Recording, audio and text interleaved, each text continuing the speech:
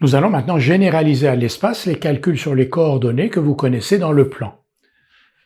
D'abord, pour ce qui concerne des vecteurs, on nous donne une base IJK de l'espace, U et U', deux vecteurs de coordonnées respectives, donc x, y, z pour U, x', y', z' pour U'. Alors le vecteur U plus U' va avoir pour coordonnées x plus x', y plus y', z plus z'.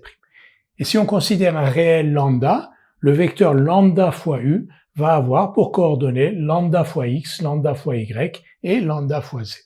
Donc, reprenons. U plus U' a pour coordonnées x plus x', y plus y', z plus z', c'est-à-dire la somme des coordonnées de U et de U', et lambda fois U va avoir pour coordonnées les coordonnées du vecteur U multipliées par lambda, donc lambda x, lambda y et lambda z. Maintenant, si on considère un repère OIJK, donc O est l'origine du repère, IJK est une base de l'espace, deux points A qui ont pour coordonnées XA, YA, ZA, donc XA c'est l'abscisse, YA c'est l'ordonnée, ZA c'est la cote de A, et le point B, XB, YB, ZB.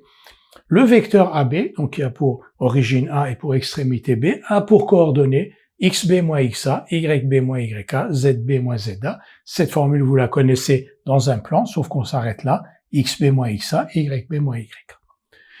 Le milieu I du segment AB, lui, va avoir pour coordonnées XA plus XB sur 2, YA plus YB sur 2, ZA plus ZB sur 2, c'est-à-dire la demi-somme des coordonnées de A et de B, donc abscisse, ordonnée et cote. Et ce résultat-là, vous le connaissez aussi, c'est-à-dire si on cache ZA plus ZB sur 2, vous connaissez XA plus XB sur 2, YA plus YB sur 2, c'est les coordonnées du milieu d'un segment AB dans un plan.